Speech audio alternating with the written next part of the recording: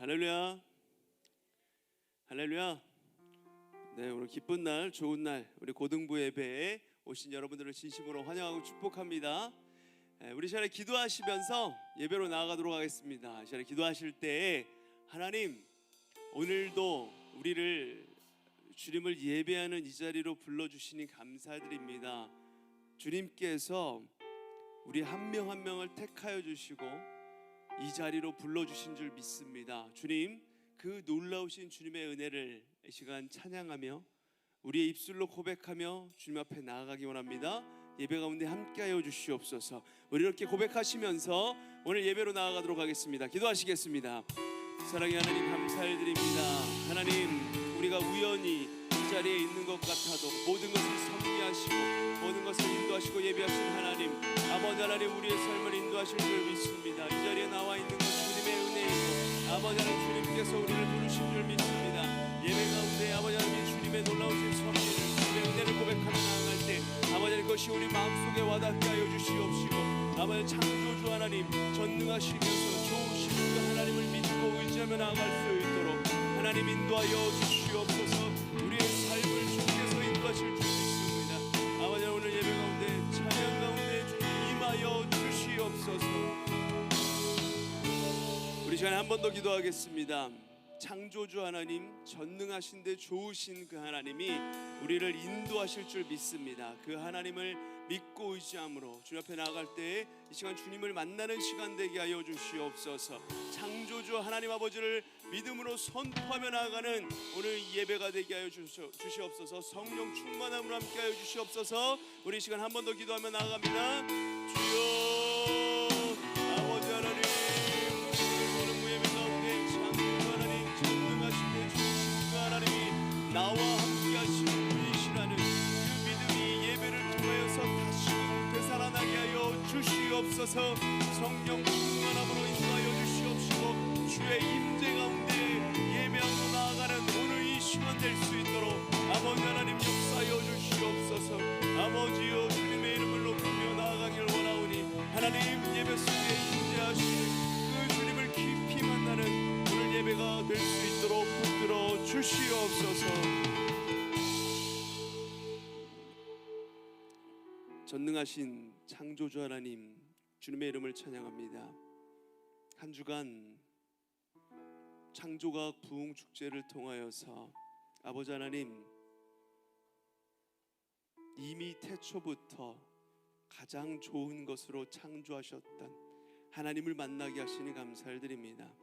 비록 우리가 죄로 물든 세상에 살고 있지만 아버지 하나님, 주님께서 우리 한 명 한 명을 주님의 형상 닮은 자들로 창조하셨고 주님의 섭리 가운데 우리를 이끌고 계시다는 그 놀라운 믿음이 다시금 우리 가운데 되살아나게 하여 주시옵시고 아버지, 오늘 예배를 통하여서 주님을 고백하며 나아갈 때에 아버지 하나님, 우리를 만나 주시고 우리와 함께 하시는 놀라우신 주님의 손길을 우리가 느끼며 주의 임재 가운데 나아가는 오늘 예배가 되게 하여 주시옵소서. 충만하게, 성령 충만하게 역사하여 주시옵소서. 예배를 인도하는 우리 수네로고스 찬양팀과 아버지 하나님, 또한 예배를 돕는 서포터즈 모두 가운데 먼저 예배자로 충만한 은혜를 깨달아 그 은혜를 전하는 자들로 세워주시옵시고 그 은혜가 모두에게 흘러갈 수 있도록 하나님, 예배 가운데 함께하여 주시고 역사하여 주시옵소서. 이 예배를 기뻐 받아 주실 주님을 찬양하며 주 예수 그리스도 이름으로 기도드립니다. 아멘. 우리 다 같이 일어나셔서 사도신경으로 신앙 고백하심으로 우리 고등부 주일 예배를 주님 앞에 올려드리겠습니다. 나는 전능하신 아버지 하나님, 천재 창조주를 믿습니다. 나는 그의 유일하신 아들 우리 주 예수 그리스도를 믿습니다. 그는 성령으로 잉태되어 동정녀 마리아에게서 나시고 본디오 빌라도에게 고난을 받아 십자가에 못 박혀 죽으시고 장사된 지 사흘 만에 죽은 자 가운데서 다시 살아나셨으며 하늘에 오르시어 전능하신 아버지 하나님 우편에 앉아 계시다가 거기로부터 살아있는 자와 죽은 자를 심판하러 오십니다. 나는 성령을 믿으며 거룩한 공교회와 성도의 교제와 죄를 용서받는 것과 몸의 부활과 영생을 믿습니다. 아멘.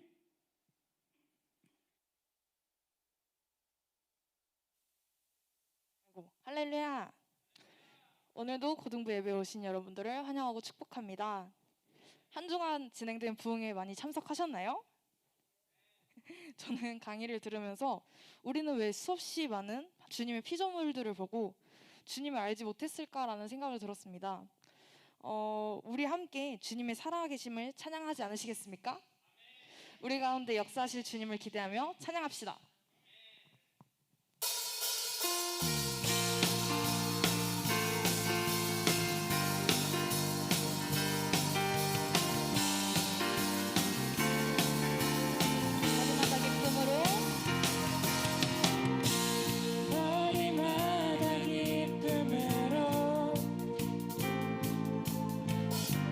춤을 추게 하시고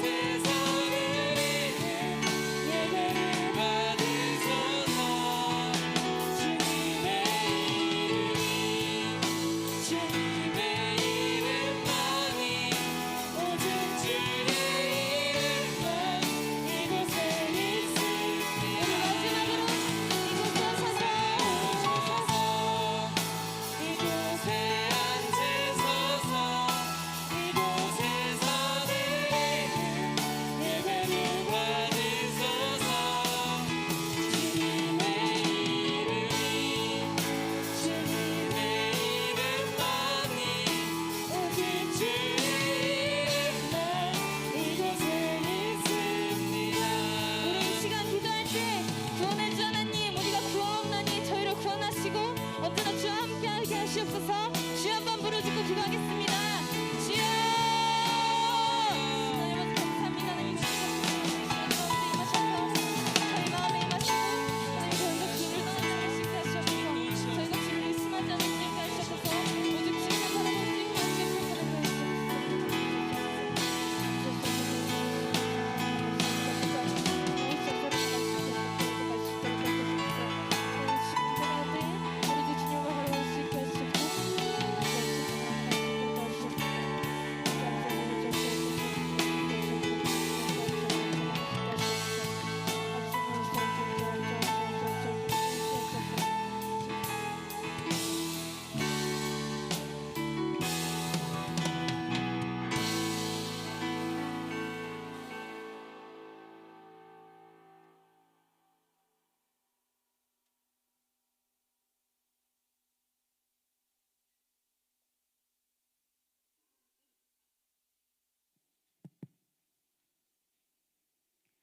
천지를 창조하시고 만물의 근원 되시는 하나님, 하나님의 은혜와 사랑을 진심으로 감사를 드립니다. 먼저 하나님의 자녀로 구별되어 택함 받은 자녀들, 그 은혜에 감사하여서 이렇게 예배의 자리에 나왔습니다. 하나님을 아버지라 부를 수 있고 의지할 수 있는 저희들은 이 완악한 세상 속에서 하나님 보호 아래 안전하게 살아갈 수 있음을 고백합니다. 이 자리에는 아직은 하나님을 알지 못하거나 살아계신 하나님을 인정하지 못하고 거부하는 학생들도 있을 것입니다. 오늘 이 예배를 통하여 하나님의 때와 시간표에 맞추어 하나님의 자녀로 구원받는 귀한 영혼들이 되길 간절히 기도드립니다. 크고 강한 자를 쓰지 아니하시고 약하고 작은 자를 강하고 담대하게 쓰시는 하나님, 저희들은 작고 연약합니다. 하나님 없이는 아무것도 할 수 없는 자들입니다. 이 자리에는 세상에 강한 자로 남기 위해 몸부림치는 친구들, 부모님과 친구들에게 마음을 사기 위해 애를 써봐도 외롭고 지친 친구들이 있다면 이 시간을 통하여 예수님의 보호 아래 안전한 포구에 정착할 수 있도록 주님 도와주시옵소서. 하나님, 우리들의 마음은 누구나 천국을 소망합니다. 하지만 세상의 유혹과 사단의 유혹은 우리를 그 길로 가는 것을 해방하고 괴롭힙니다. 신실하신 하나님을 전적으로 믿고 의지하여 좁은 길, 두려운 길을 갈지라도 능히 주의 십자가 보혈에 의지하며 헤쳐나갈 수 있는 지혜를 구하는 자들로 세워주시옵소서. 믿는 자들끼리의 단합이 아니라 먼저 구원받은 하나님의 자녀된 자들로 이 세상의 빛이 되기보다 없어서는 안 될 소금의 역할을 잘 감당하여 어디서든지 그리스도의 따뜻한 사랑을 증거하는 친구들과 선생님들이 될 수 있도록 지혜를 부어 주시옵소서. 이 예배 가운데 특별히 지정하시어 오게 하신 성령 하나님의 은혜가 믿어지는 은혜도 부어 주시옵소서. 언제나 그 자리에서 우리를 전적으로 사랑하시고 기다려주시며 내가 곧 길이요 진리요 생명이라 말씀하신 하나님, 너무도 사랑하고 감사드립니다. 이 모든 말씀 우리 주 예수 그리스도 이름으로 기도드렸습니다. 아멘.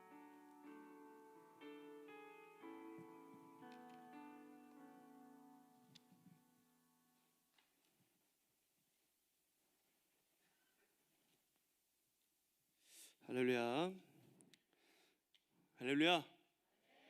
네, 오늘 우리에게 주신 하나님 말씀은 출애굽기 14장 10절에서 14절까지 말씀입니다.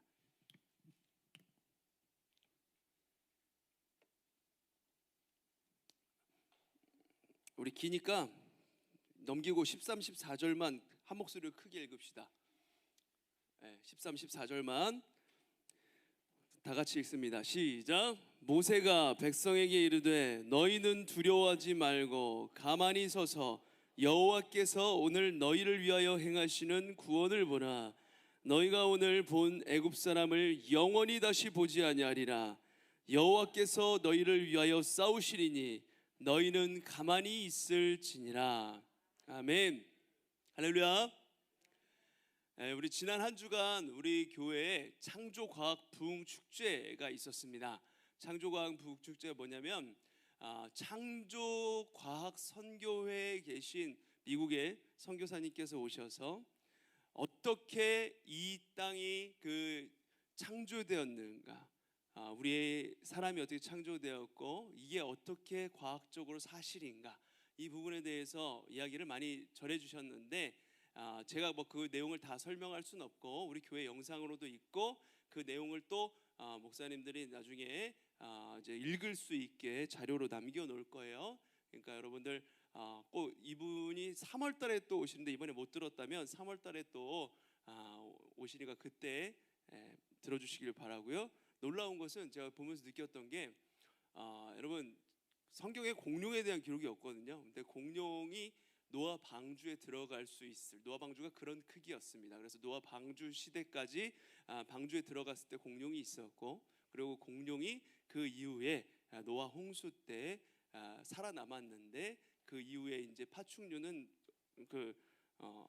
아무래도 더운 환경, 추운 환경에 살아남기 힘들다 보니까 멸종이 되었던 것으로 창조 과학을 공부하시는 그 선교사님께서 그런 이야기를 하셨어요. 그러니까 우리가 과학과 이 성경 사이에서 좀 헷갈리는 것들, 요거를 굉장히 명쾌하게 많이 풀어주시는, 그래서 좀 개인적으로는, 그리고 참여한 우리 친구들에게 좋은 시간이었을 것 같은데, 여러분들 내년에도 있으니까 꼭 한번 들어주시기를 바래요.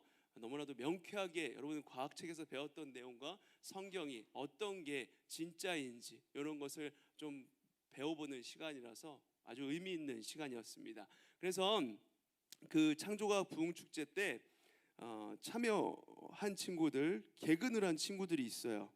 15명인데 맹찬영, 박수아, 유세빈, 이다니엘, 황우연, 표우연, 최현빈, 맹찬주, 한민영, 김예담, 김진우, 한별, 고준석, 정효진, 그리고 최가영, 이렇게 15명이거든요.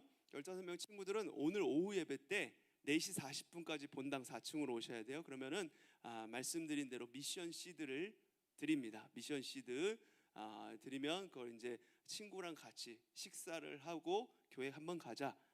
그리고 교회 잘 나오지 않던 친구들 이렇게 전도하는 용도로 이렇게 미션 시드를 드리니까 꼭 오셔야 돼요. 지금 호명한 친구들 꼭 오셔야 되고, 축하하는 친구들 꼭 오셔야 되고, 아쉽게 한 번씩 그 빠진 친구들이 있더라고요. 일에, 그렇지? 서일이 어디 있어? 네. 한 번 빠졌어. 너무 아쉽잖아요. 7번 중에 한 번 빠졌는데, 이런 친구들은 우리 고등부에서 따로 시상을 할 거니까 걱정하지 마시길 바랍니다. 따로 시상은 아마 다음 주에 하게 될 것 같아요. 여러분 미션 시드 먼저 친구들 받고 다음 주에 시상하도록 하겠습니다. 자, 이제 말씀으로 들어가는데요. 저는 항상 매일 아침에 4살짜리 어린 아들의 어린이집 등원과 아내의 출근을 책임져요. 아들의 어린이집은 아니 이 안산은 여러분들 알잖아요. 안산은 대중교통으로 가면 1시간 걸려. 알잖아요. 15분 거리인데 대중교통으로 가면 1시간 걸리니까 아침에 또 버스가 잘 안 와요. 교회에서 나가려면 쉽지 않아요.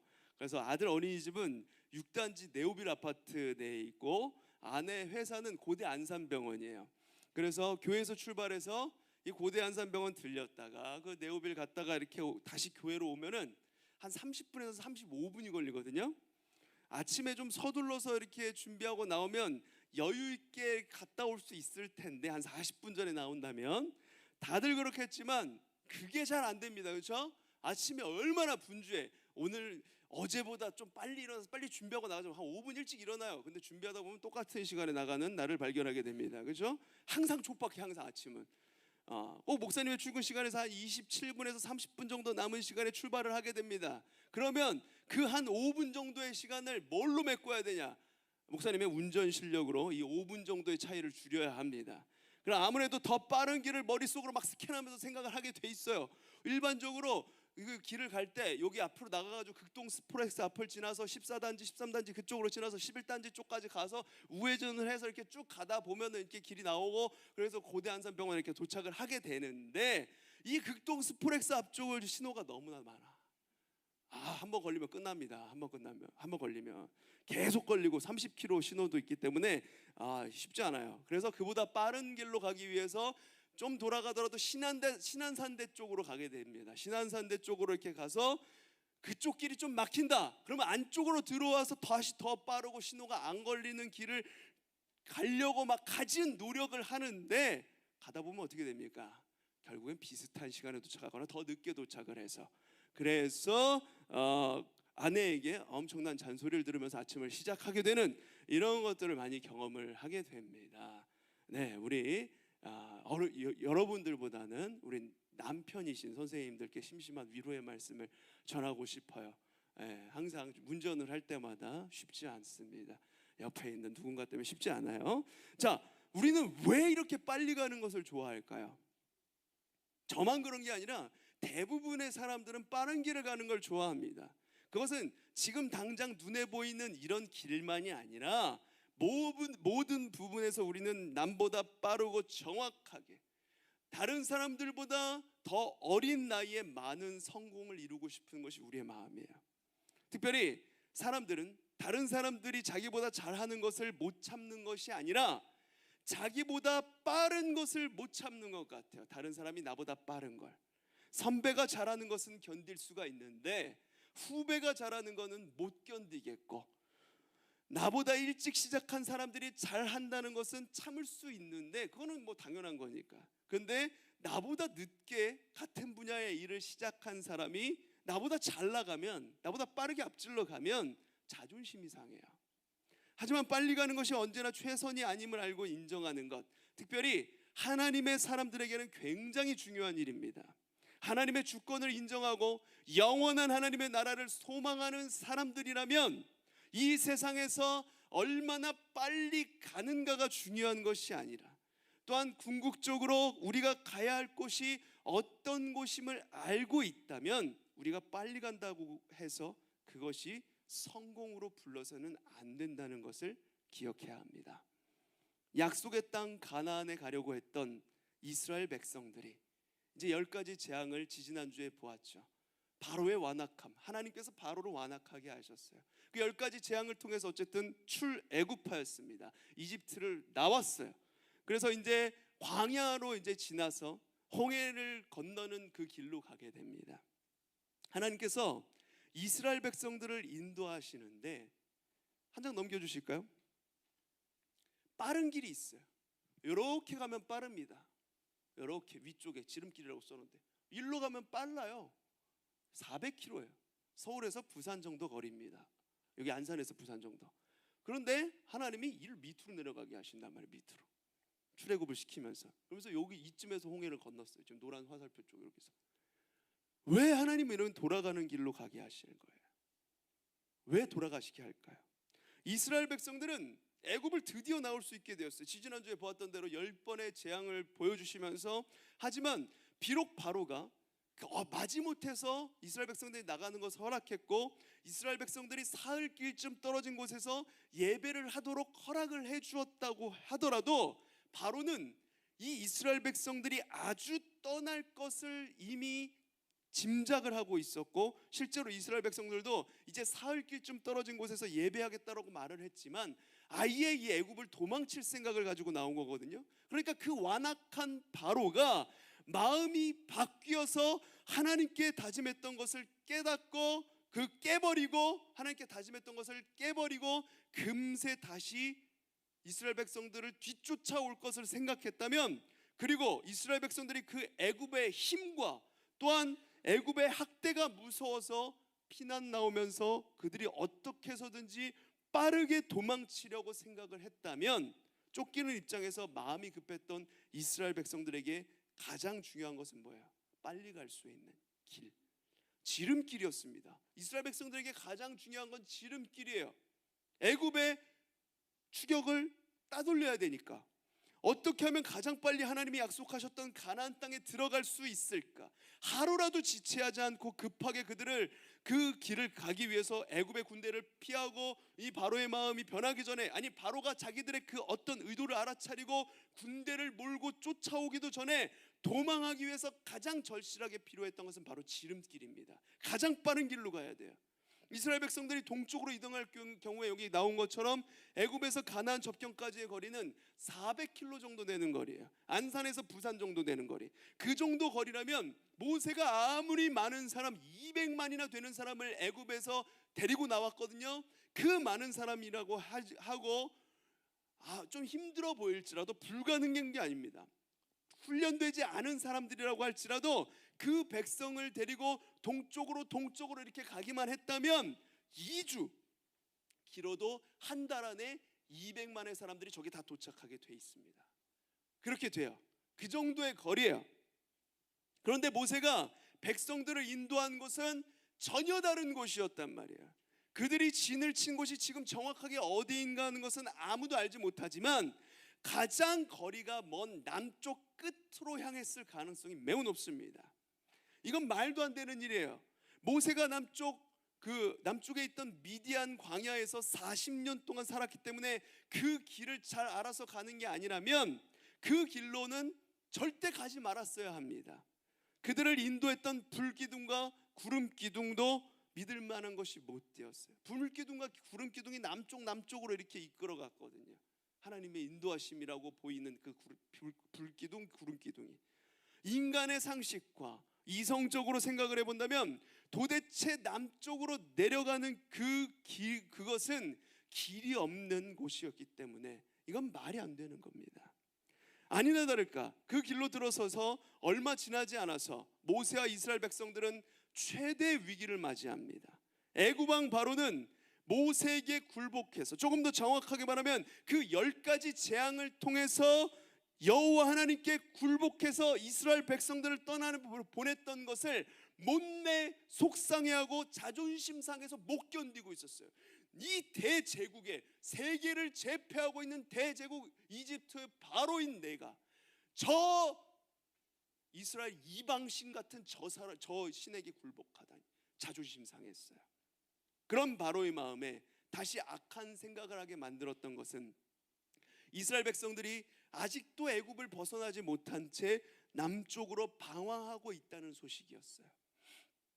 바로는 수천의 말과 병거들 그리고 무장한 군인들을 이끌고 제대로 무장하지도 않은 오합지졸의 이스라엘 백성들을 추격하기 시작했어요. 모세가 바알스본 맞은편 바닷가에 진을 친 것은 자살 행위나 다름없는 것이었어요. 동쪽으로는 홍해 바다가 가로막고 있었고 북쪽에서는 애굽의 군대가 쫓아내려오고 있었고 남쪽으로는 끝없는 사막이 놓여 있는 오갈 데 없는 막다른 골목에 진을 치고 있었던 것입니다. 비하이롯이라고 기록된 곳이 바로 바알스본 맞은편 바닷가입니다. 그러니까 이스라엘 백성들은 모세를 원망하는 거예요.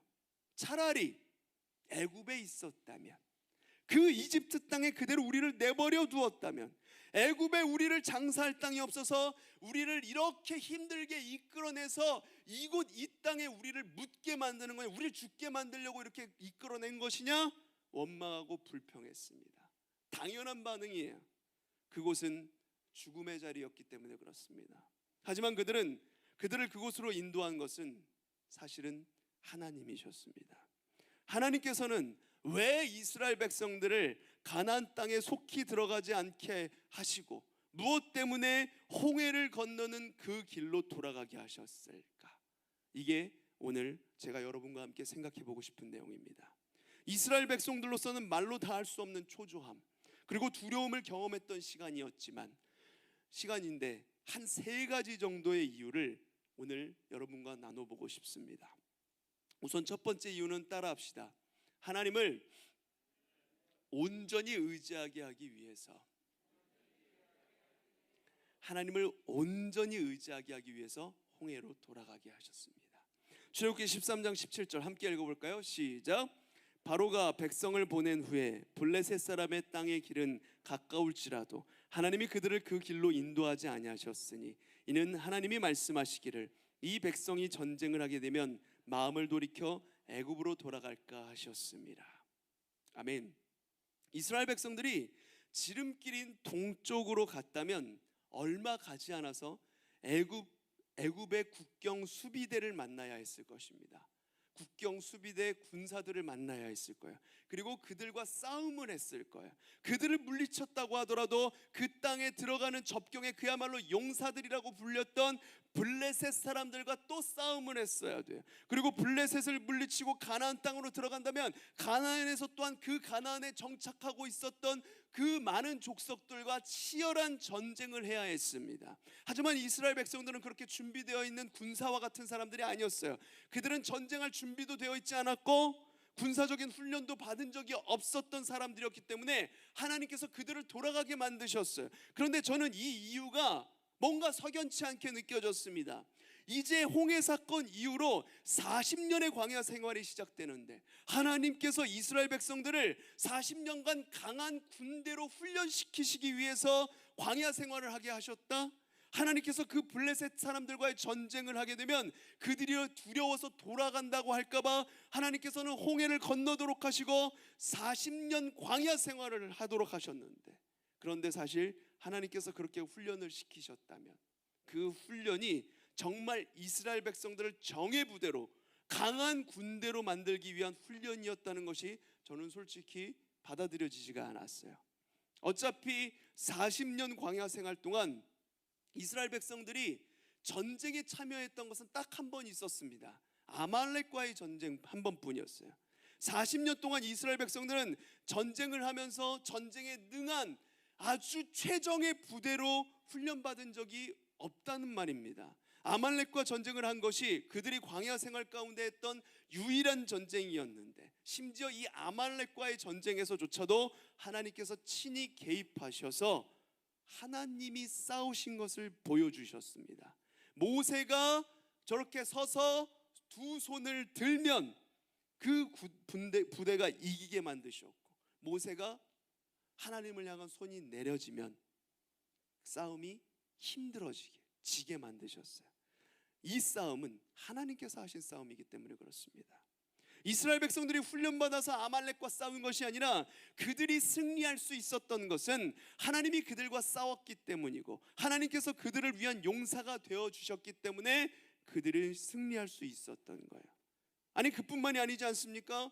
그 10가지 재앙으로 하실 일들을 바로에게 보여주셨던 것, 그 하나님께서 애굽의 국경 수비대 하나 물리치지 못할까봐, 아니 블레셋에 있는 그 군인들 하나 물리치지 못할까봐, 가나안 땅에 있는 그 땅을 점령하는데 그 백성들이 전쟁에서 패배할까봐 하나님께서 40년간 훈련을 시키신 것일까요? 전능하신 하나님께서 이끄시는 이스라엘 백성들인데 홍해에서 하셨던 것처럼 그렇게 하시면 되는 거잖아요. 다 수장시켜버리면 되는 거죠, 한 방에. 왜 훈련을 시키시는 걸까요? 저는 하나님의 훈련의 목적이 달랐다는 생각을 하게 되었습니다. 하나님은 이스라엘 백성들이 싸움을 잘하도록 훈련시키신 것이 아니라 하나님을 온전히 의지하도록 훈련시키신 것입니다. 싸움은 하나님이 하시는 거예요. 그 싸우시는 하나님을 백성들이 완전하게 의지하고 의존하고 바라보도록 하는 훈련을 하나님께서 시키신 것입니다. 40년 광야 생활을 통해서 하나님께서는 적을 물리치는 법을 가르치신 것이 아니라, 세상이라면 그렇게 했겠죠. 200만의 군사 최정의 부대들을 만들었겠죠. 그러나 하나님은 그게 아니에요. 하나님을 온전히 의지하는 법을 40년 동안 돌아 가르치신 겁니다. 그들은 광야 생활을 통해서 아주 강해진 것이 아니라 사실은 하나님의 강함을 아주 생생하게 절실하게 경험함으로 가나안 땅에 들어갔을 때쯤 되었을 때는 이미 40년간의 고된 훈련 가운데 하나님, 이제는 하나님이 도와주시지 않아도 우리가 우리 힘으로 가나안을 물리칠 수 있고 우리가 그 땅을 정복할 수 있으니 하나님은 보고 계시기만 하세요. 우리가 하나님 앞에 이렇게 충성해서 전쟁에서 이기겠습니다 라고 말하도록 그렇게 강한 군대로 훈련된 게 아니에요. 40년 광야 생활을 하면서 이스라엘 백성들이 할 수 있었던 유일한 고백, 하나님이 도와주시지 않으시면 못합니다. 하나님이 나와 함께 하셔서 도와주시지 않으신다면 저는 이 싸움을 한 걸음도 할 수 없습니다. 그것이 그들이 할 수 있었던 고백입니다. 그리고 그 가나안에서의 전쟁조차도 바로 하나님께서 하신 것입니다. 마찬가지로 저는 이 땅에서 받는 고난이 사람을 강하게 하지 않는다고 생각합니다. 다시 말해서 힘든 세상을 헤쳐나가려면 인내심도 있어야 되고 힘도 있어야 되기 때문에, 믿음을 지키며 살아가려면 좀 강해져야 되고 담대하고 용기가 필요하기 때문에 하나님께서는 어떤 사람들을 연단시키고 있는 것이 아니라고 저는 생각을 합니다. 고난은 사람을 강하게 만들지 못합니다. 한번 고난을 당하면 그 고난에 대한 경험 때문에 고난이 두렵지 않게 된다는 말은 잘못된 말이라고 생각을 합니다. 웬만한 고난이라면, 사실은 그 고난이 그리 큰 것이 아니었다면, 그런데 공연히 겁을 먹고 있었다면 아마도 고난을 한번 당하고 난 다음에 그거 별거 아닌데 라고 생각하면 어렵지 않을 것입니다. 하지만 진짜 큰 고난을 당하면, 어찌할 수 없는 고난을 당하게 되면, 정말로 어려운 일을 당하게 되면 그 어려움을 당하고 난 다음에 이제는 내가 강해졌으니까 이런 것 또 한 번 당해도 문제없어요 라고 말할 수 있는 것이 아니라, 사실은 그 고난을 한번 경험하고 나면 이제는 다시는 할 수 없어요. 도저히 나는 할 수가 없습니다. 그 두려움이 훨씬 커지는 법입니다. 우리가 당하는 고난이 사람을 강하게 만들까요? 아닙니다. 아마 사람을 독하게 만들기는 할 겁니다. 고난이 두렵기 때문입니다.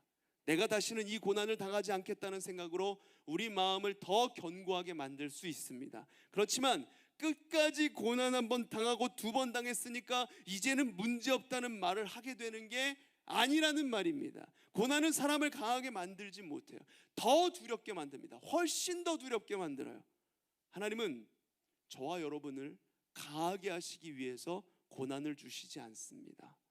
여러분들이 고난을 당하면서 하나님께서 나를 강하게 연단하셔서 훌륭한 사람이 되도록 하기 위해서 고난을 주신 걸 거야 라고 생각을 하게 되죠. 그런데 저는 그게 아닐 것 같다는 생각이 들어요. 오히려 하나님께서는 고난을 통해서 연약함을 깨닫게 하시고, 우리 안에 있는 연약함을 보게 만드시고, 그 순간에서 더욱더 의지할 분 하나님을 보게 만드시는 겁니다.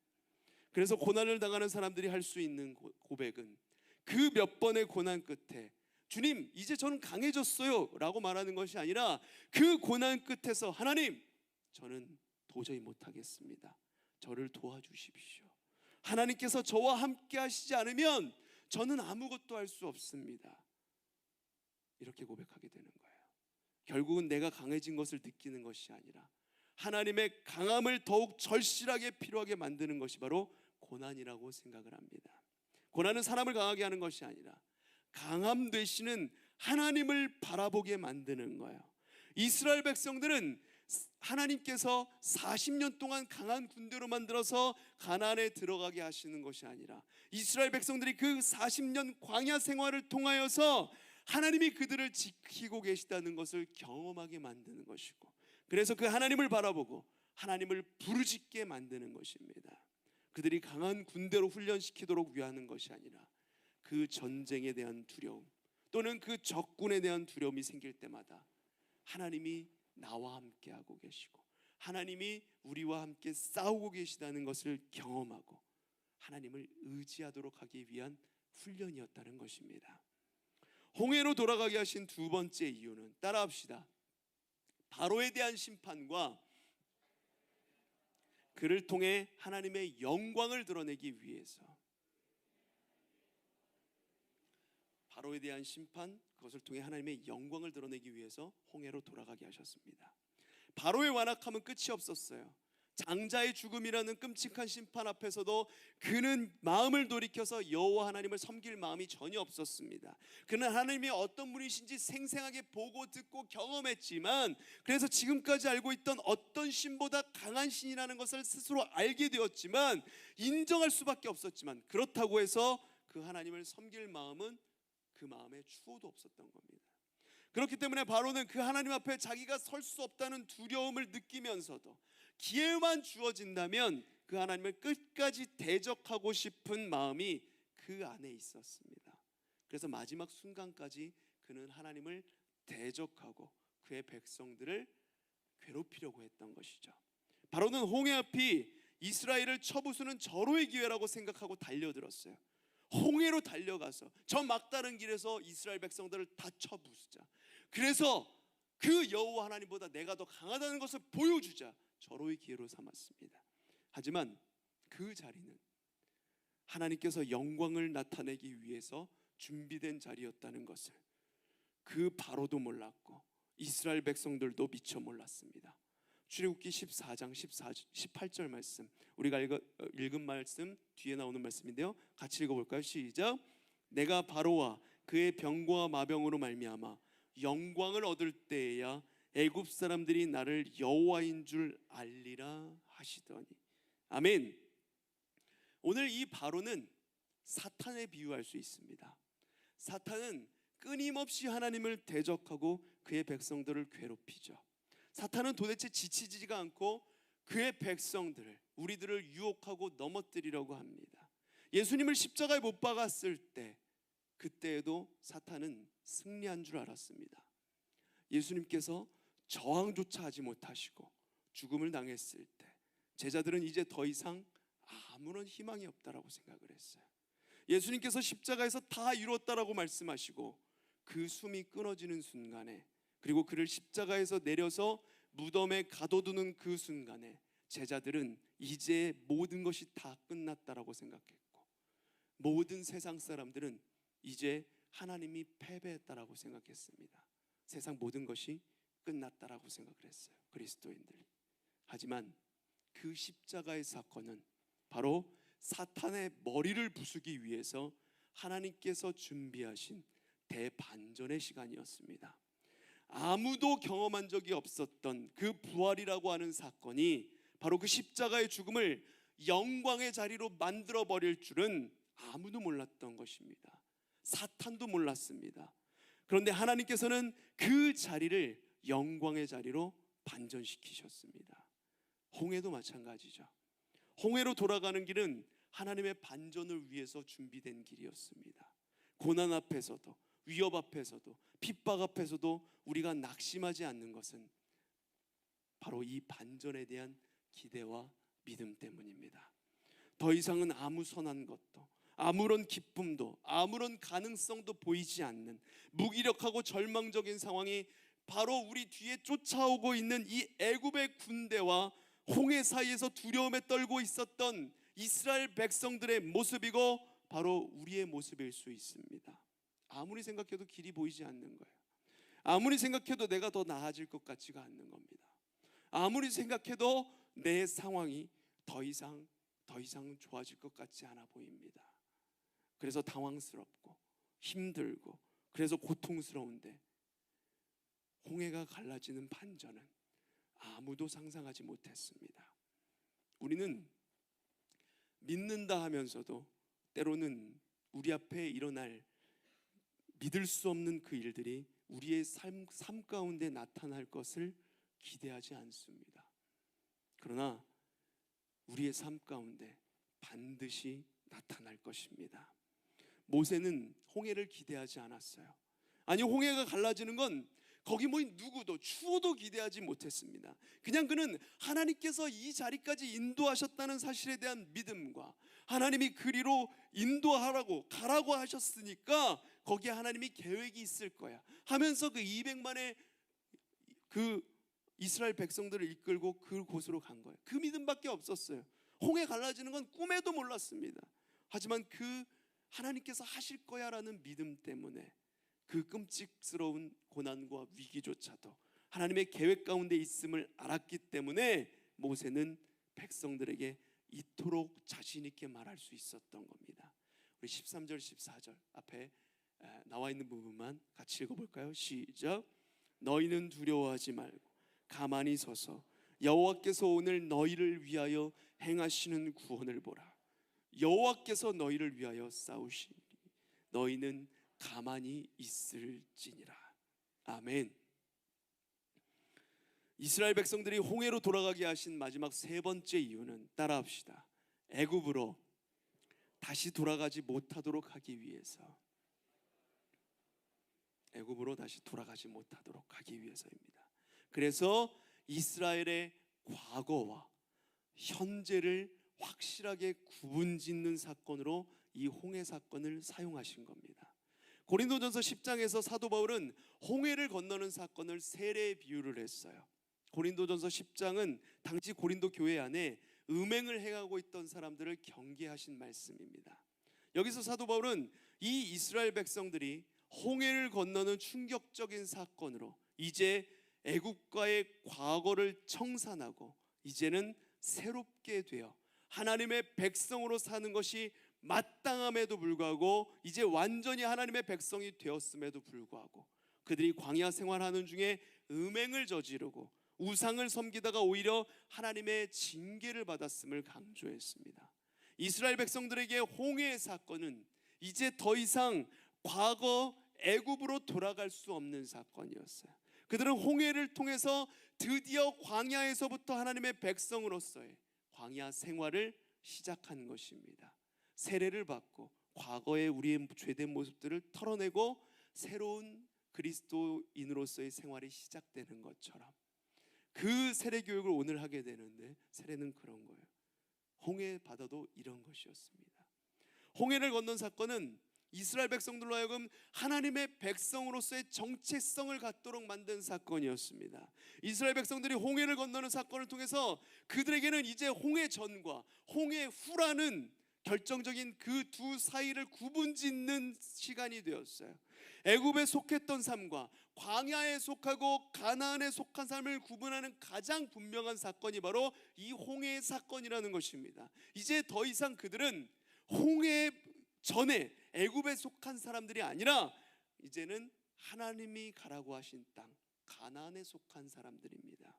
이제 더 이상은 애굽의 종된 자들, 자녀들이 아니며 죄에 속했던 죄의 노예들이 아니며 더 이상은 얽매인 자가 아니라 자유한 사람들이고 더 이상은 죄에 속한 자가 아니라 의에 속한 자라는 것입니다. 홍해를 건너고 난 이후의 삶은, 홍해의 사건은 이스라엘 백성들을 하나님의 백성으로 다시 태어나게 한 사건이고, 그렇기 때문에 바울은 이 사건을 그리스도인들에게는 세례와 같은 사건이라고 비유해서 말씀했던 것입니다.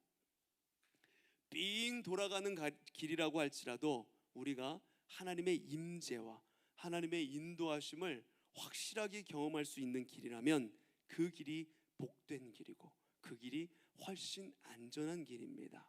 이 홍해의 사건을 통해서 이스라엘 백성들이 비록 돌아가는 길이고 40년을 방황한 것처럼 보였지만 그 기간을 통해서 이제 더 이상 애굽에 속한 것이 아니라 하나님께 속했다는 것을, 가나안에 속했다는 것을 그들은 생생하게 경험할 수 있었던 확실한 사건이었습니다. 사랑하는 고등부 친구 여러분, 우리가 삶을 살아가다 보면 어느 때는 너무 돌아가는 것 같아서 조급하고 불안할 때가 있습니다. 특별히 입시를 치르고 있는 고3 친구들, 뜻대로 안 될 수도 있어요. 그래서 재수를 하게 될 수도 있고, 내가 하나님의 뜻에 따라서 살아간다고 열심히 헌신하고 주님을 위해서, 주님 나라를 위해서 살아간다고 했는데 그 뜻이 이루어지지 않을 때가 있습니다. 빙 돌아갈 수도 있어요.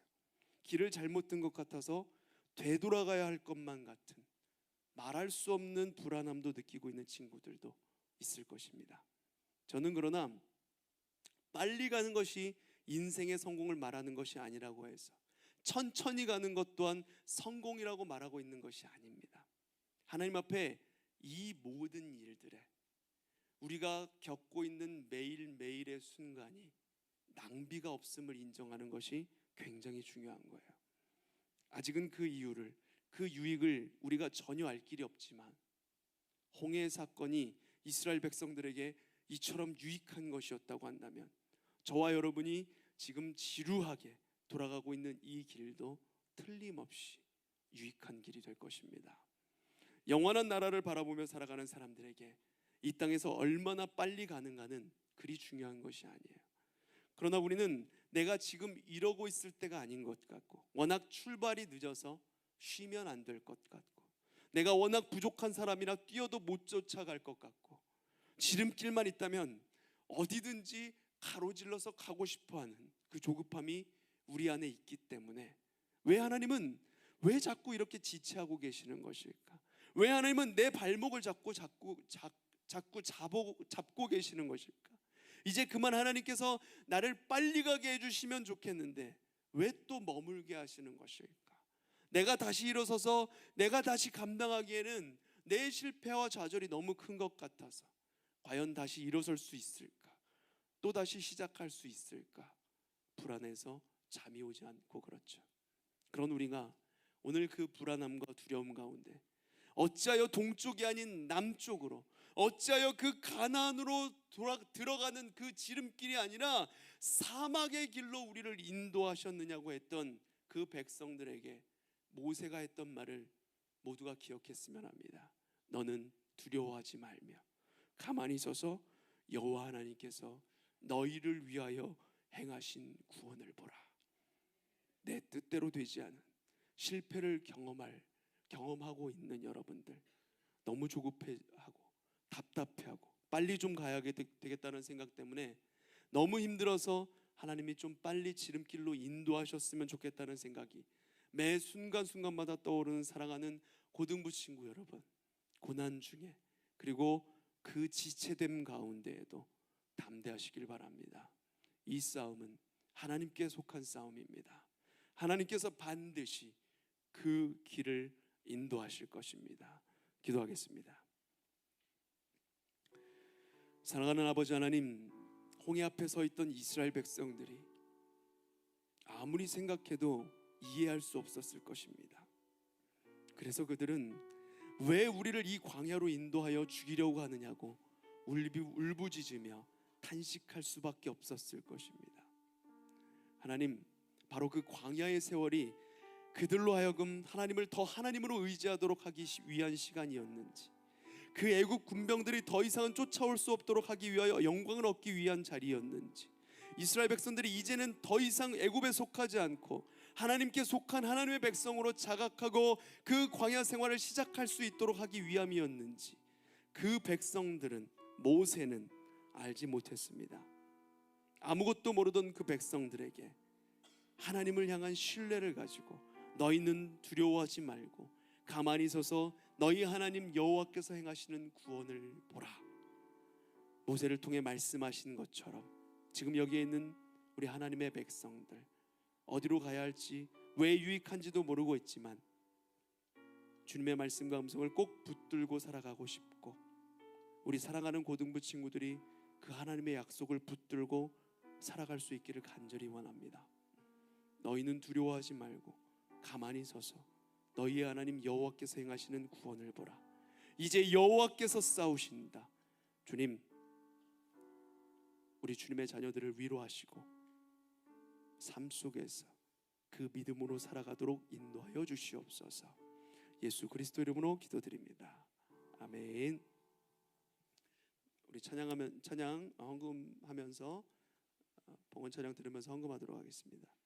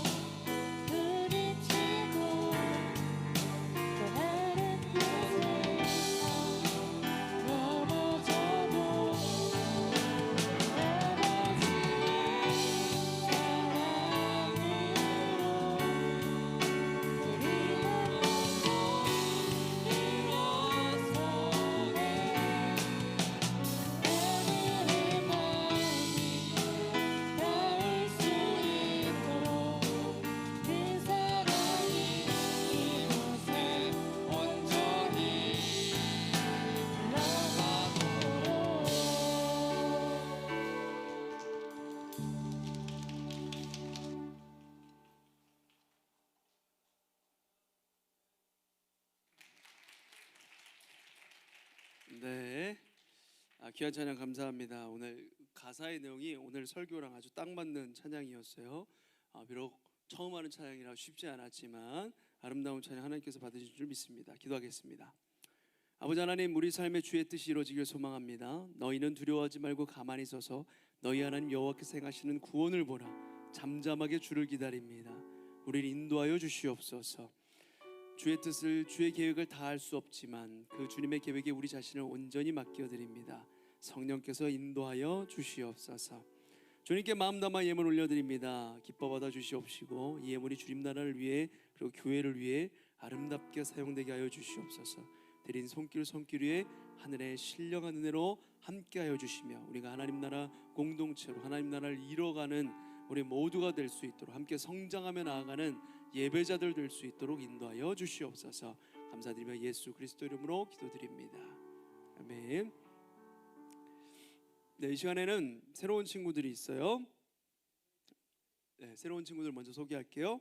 최가영 3학년, 우리 그 현빈이의 사촌 누나이자 현규 1학년 현규, 지금 찬양했던 이 앞에서 찬양한 애 중에 한 명입니다. 네, 현규의 누나예요. 최현규의. 자, 환영하고요. 그 다음에 세 명의 친구들, 연혁이, 우연혁, 이선준, 조영찬. 세 명의 친구들 약속대로 왔어요. 우리 지난주에 풋살 대회 때 놀라운 용병 진짜 잘하더라고. 1등 했어, 1등. 우리 경진이 친구들 너무 잘했어. 한 명 안 보이는데? 에이스 한 명 안 보이는데? 아니, 한 명 더 있었어요. 저 친구랑은 투톱으로 뛰던 애.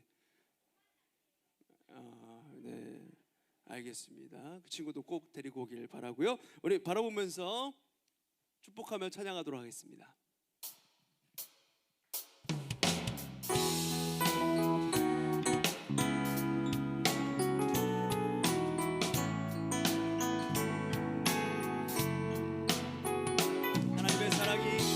하나님의 사랑이 당신의 삶 가운데 가득하기를 축복합니다.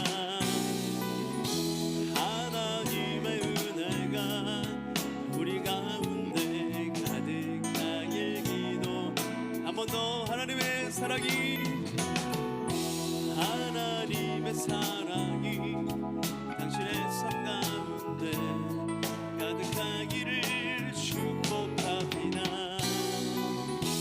하나님의 은혜가 우리 가운데 가득하길 기도합니다. 가득하길 기도합니다. 가득하길 기도합니다. 환영합니다. 축복합니다. 기도하도록 하겠습니다. 하나님, 주님이 택하신 귀한 자녀 가영이, 연혁이, 선준이, 영찬이, 하나님 우리 교회로 나올 수 있도록 인도하여 주시니 감사를 드립니다. 하나님, 가족이 함께 교회를 옮기면서 온 친구도 있고, 친구 따라 축구하러 왔다가 귀한 기회를 잡고 이렇게 함께 교회 오게 된 친구들도 있습니다. 하나님, 어떤 방법으로 어떤 방식으로 교회를 오게 되었든지 그 인도하심은 주님의 섭리인 줄 믿습니다. 아버지 하나님, 우리는 주님의 섭리 가운데 있기에 하나님 이렇게 우연한 기회에 교회를 왔어도 아버지 하나님 그 마음 가운데 하나님이 함께하고 계시다는 사실, 예수 그리스도께서 그들의 삶의 주인이 되어주시고 그들의 고백이 주님을 향할 수 있도록 주님께서 인도하여 주시옵소서. 그 마음에 예수 그리스도를 주인으로 삼아 예수 그리스도를 향하여서 비전을 품고 나아가는 우리 가영이, 연혁이, 선준이, 영찬이 될 수 있도록 주님께서 인도하여 주시옵소서. 감사드리며 주 예수 그리스도 이름으로 기도드립니다. 아멘. 네, 저 친구들이 온 가장 큰 목적 시상을 하도록 하겠습니다. 네, 지난주 풋살 대회 시상식 있죠? 네, 따로 안 하나요? 윤수쌤 어디 갔어요? 윤수쌤, 우리 풋살맨 따로 안 하세요?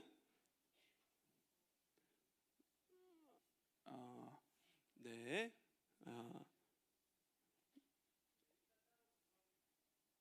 따로 광고 다른 광고 먼저 하고, 자 아까 말씀드린 대로 미션 시드 다 모은 친구들, 도장 찍은 친구들 4시 40분까지 본당으로 꼭 오시고, 아까 호명했던 15명 친구들 말고 저 다 찍었는데 못 냈어요 한 친구들은 오늘까지 꼭 내주세요.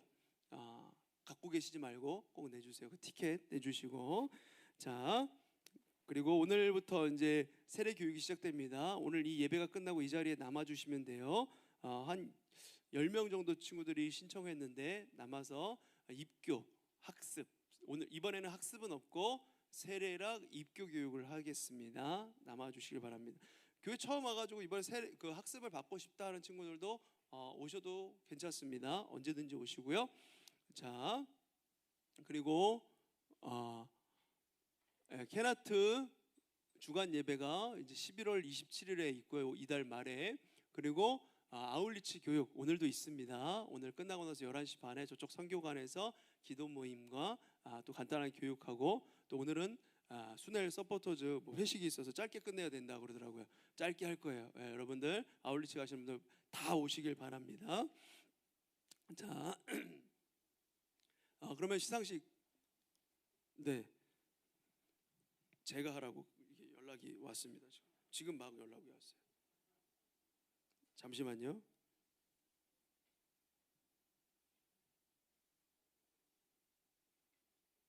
네. 지수쌤 나오셔서 어쨌든 광고해 주시겠습니다. 네, 연습 게임이 또 있대요. 자, 풋살 시상식은 따로 하진 않고 전달을 해 주신다고 합니다.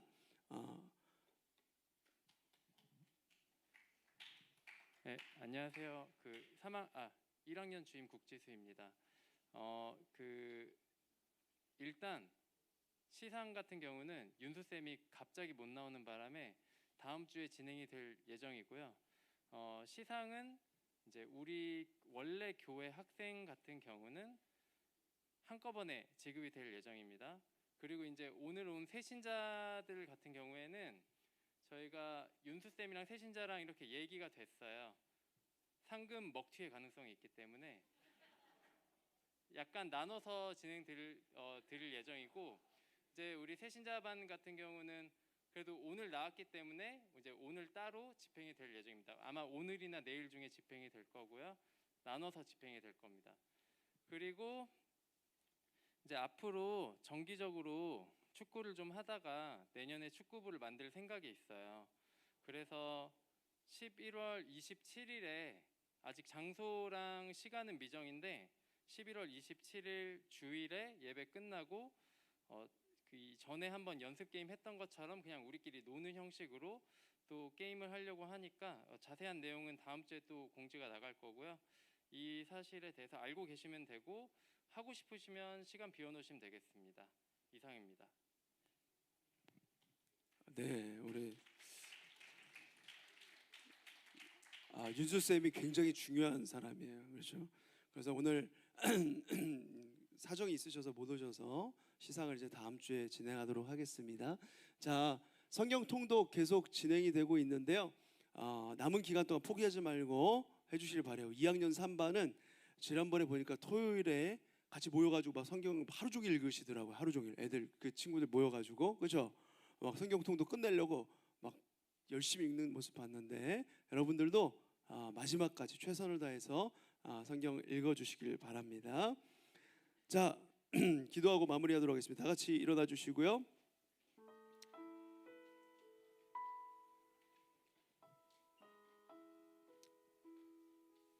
기도하겠습니다. 아버지 하나님, 문을 열고 나가면 세상입니다. 하나님의 것은 배우기 어렵고 더디나 세상의 것은 쉽고 빠릅니다. 우리가 세상의 가르침에 속지 않게 하여 주시고 빛 되신 주님을 바라보며 빛으로 세상을 변화시키도록 영적인 군사로 세워주시옵소서. 우리는 어디로 가야 할지도 모르고 무엇이 우리에게 최선인지도 알지 못하지만, 왜 그것이 유익한 것인지도 알지 못하지만, 그러나 주님 약속 붙들고 주의 말씀과 주의 음성을 꼭 붙들고 살아가도록 인도하여 주시옵소서. 보이지 않아도 들리지 않아도 우리와 함께 하시는 그 주님 그 믿음 붙들고 승리하며 나아가는 우리 믿음의 친구들 모두가 되게 하여 주시옵소서.